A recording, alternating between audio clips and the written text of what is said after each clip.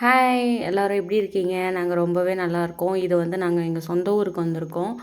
சொந்த ஊரில் ஆக்சுவலி கோயம்புத்தூரை விட எங்கள் சொந்த ஊரில் தான் செம்ம பனி பெய்யுது. நாங்கள் 5th ஃப்ளோரில் இருக்கோம். அப்போ தெரியலையே என்னமோ தெரில. ஆனால் இங்கே வந்துட்டு கிரவுண்ட் ஃப்ளோரில் இருக்கும்போதே எந்திரிச்சு பார்த்தோம்னா பக்கத்தில் இருக்க அந்த தென்னந்தோப்பே தெரியல. அந்த அளவுக்கு நல்லா பனி பெய்யுது. எந்திரிக்கவே முடியல. 6:30க்கு மேலே தான் நம்ம எந்திரிக்கிறோம். இது வந்து என் பையன் தான் எடுத்த கிளிப்பு. அதனால் இது ஆனால் அதுக்கு முன்னாடி எங்கள் அத்தை மாமா எந்திரிச்சு கட்டுத்துறையில் இருக்க எல்லா வேலையும் செஞ்சுட்டாங்க. மாடெல்லாம் பால் பீய்ச்சி எருமை பால் பீய்ச்சி கன்றுக்குட்டியில் மாற்றி கட்டி தீனிலாம் போட்டுட்டு எல்லாம் ரெடியாக இருந்தது. கோழிங்களும் தீனி திங்கிறதுக்கெலாம் ரெடியாக இருந்தது. அத்தை அரிசி போட்டுட்டு இருந்தாங்க. மாமா வந்து சொசைட்டிக்கு போயிட்டாரு. இது மாதிரி சின்ன சின்ன கிளிப்லாம் வந்து என் பையன் எடுத்தான். அதனால கொஞ்சம் அப்படி இப்படின்னு ஆடுன்னு ஆடுது ஃபோனு பயங்கரமாக. எதுவும் தப்பாக எடுத்துக்காதீங்க. அதுக்கப்புறம் நான் கண்டினியூவாக பண்ணுறேன். வந்துட்டு இதெல்லாம் ஃபுல்லாக எடுத்து முடிச்சுட்டு கோலம்லாம் போட்டான். என் பையனும் எங்கள் அத்தையும் தான் போய் கோலம்லாம் போட்டு வந்தாங்க. கோலம்லாம் போட்டதுக்கப்புறம் இன்றைக்கி வந்து என்ன டே எப்படி இருக்கும் அப்படின்னு சொல்லி பார்த்தீங்கன்னா, இன்றைக்கி வந்து ஃபுல்லாக க்ளீனிங், அப்புறம் வந்துட்டு காப்பு கட்டுற நாள் தான் இன்றைக்கி. அது எப்படின்னு பார்க்கலாம். இது வந்து எங்கள் கிச்சனு. எங்கள் மாமியார் வீட்டில் வந்துட்டு மாடலர் கிச்சன் இல்லை, வந்துட்டு எந்த எதுவும் இல்லாத நார்மல் கிச்சன் தான். அடுப்பை வந்து அத்தை வந்துட்டு நிறைய அத்தைக்கு வேலை இருக்குது. ஸோ அதனால் க்ளீனிங்லாம் அத்தை வந்து அதிகமாக பண்ணலை. அதனால் இப்போ நாம் தான் பண்ண போகிறோம். இது டைனிங் ஹாலு. அதுலேயே பூஜா யூனிட் வந்து இப்படி தான் இருக்கும். இதை வந்து நம்ம இப்போ எல்லாம் எடுத்து க்ளீன் பண்ண போகிறோம். இது வந்து எதுக்குன்னா பொங்கல் க்ளீனிங் தான். ஒரு சிஸ்டர் கேட்டிருந்தாங்க, நான் கோயம்புத்தூர் வீட்டை வந்து நார்மலாக வந்துட்டு க்ளீனிங் பண்ணுறத போட்டிருக்கும் போது மோர் க்ளீனிங் வீடியோஸ் வந்து போடுங்க அப்படின்னு சொல்லிட்டு. இதுக்கு ஒரு சின்ன ப்ரஷ் வச்சுருப்பேன்.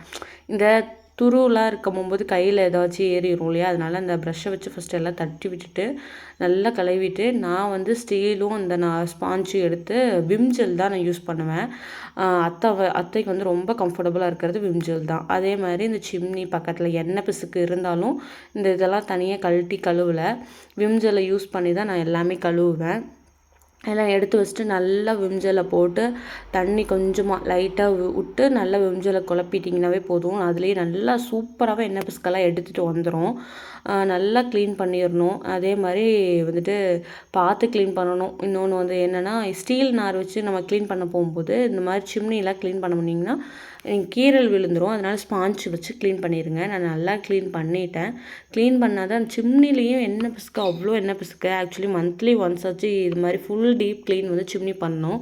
நாங்கள் எடுத்த பிராண்ட் வந்து இந்த குச்சா கினாஃபா ஏதோ ஒரு சைனீஸ் பிராண்டு போல். பட் ஆனால் எனக்கே வந்து நாங்கள் வரும்போது சிம்னிலாம் எங்கள் அம்மா வீட்லேயுமே சிம்னி இல்லை, இப்போ தான் வாங்கியிருக்காங்க. ஸோ அதனால் எனக்கு வந்து சிம்னி பிராண்டெல்லாம் எனக்கு என்னன்னே தெரில. இது என்னடா வித்தியாசமாக புதுசாக ஒரு சிம்னி இருக்கே அப்படின்னு சொன்னேன். ஆனால் இப்போ வந்து எங்களுக்கு இது வந்து சர்வீஸ் பண்ண ஆள் வந்தாங்க. இதோட ஏதோ ஸ்பாட் போயிருச்சு. பட் ஆனால் அந்த ஸ்பாட் வந்து இப்போ எதுவும் கிடைக்கிறதில்ல அப்படிங்கிற மாதிரி சொல்லிட்டாங்க. வேறு சிம்னி தான் நீங்கள் மாற்றணும் போயிருச்சுண்ணா அப்படின்னு சொன்னாங்க. ஓகே, நெக்ஸ்ட்டு இது ஓடுற வரைக்கும் ஓட்டும் அப்படின்னு அத்தை மாமா சொல்லிட்டாங்க. சரி, ஓடுற வரைக்கும் ஓட்டும், அதுக்கப்புறம் மறுக்கா வந்துட்டு நல்ல பிராண்டை பார்த்து நம்ம சிம்னி வாங்கிக்கலாம் அப்படின்னு சொல்லிட்டு நாங்களும் விட்டுட்டோம். இது ஃபுல்லாக வந்துட்டு ஃபுல்லாக அடுப்பெல்லாம் எடுத்து எல்லாம் கழுவி தொடச்சிட்டு ஊற்றி வச்சிட்டேன். அந்த ஒயர் பாருங்கள், கீழே வந்து கவுண்டர் டாப்புக்குள்ளே ஓட்டை போட்டிருக்காங்க. சைடில் ஓட்டை போட்டு இந்தமாரி வீடு கட்டுறீங்க அப்படின்னு சொன்னால் சைடில் ஓட்டை போட்டு வச்சு கட்டுங்க. ஏன்னா வந்து கீழே ஓட்டை போடும்போது தண்ணி ஊற்றுனோம்னா கீழே போயிடுது. அது ட்ரா வச்சா ரொம்ப கஷ்டம். அதுக்கப்புறம் இந்த சோஃபாவெல்லாம் எடுத்து பார்த்தா தான் தெரியுது பல நாள் குப்பை அதுக்குள்ளே தான் இருக்கும் போல். அதே மாதிரி குழந்தைங்களோட டாய்ஸ்லாம் காணோம் அப்படின்னா சின்ன சின்ன டாய்ஸ்லாம் வந்து அந்த சோஃபா கடையில் தள்ளி விட்டுறாங்க. அதை எடுக்க முடியறதில்ல அவங்கனால. அதெல்லாம் அதுக்குள்ளே தான் இருந்தது. எல்லாம் சோஃபாவெல்லாம் ஃபுல்லாக க்ளீன் பண்ணிவிட்டு மேலே போட்டிருந்த கவர்லாம் துவைக்க போட்டுட்டு இது மாதிரி எல் சைஸ் சோஃபா தான் அங்கே இருக்கும். நல்லா பாருங்கள் எவ்வளோ குப்பை இருக்குதுன்னு பாருங்கள். எல்லாம் கூட்டி அள்ளிட்டு வீடு ஃபுல்லாக மாப்பு போடுற வேலை தான். ஃபுல்லாக மாப்பு போட்டுட்டேன். ஃபுல்லாக மாப்பு போட்டுட்டு இந்த படியெல்லாம் போட்டு குளிச்சுட்டு வந்துடலாம் அப்படின்னு சொல்லிட்டு போய் எல்லாம் குளிச்சுட்டு வந்தாச்சு. குளிச்சுட்டு வந்துட்டு சுண்டல் செஞ்சு சாப்பிட்டு காப்பு கட்டலாம் அப்படின்னு நினச்சோம். சுண்டல் செய்கிறத வந்து உங்களுக்கு நான் வீடியோவை எடுக்கலை, இன்னொரு வீடியோவில் போடுறேன்.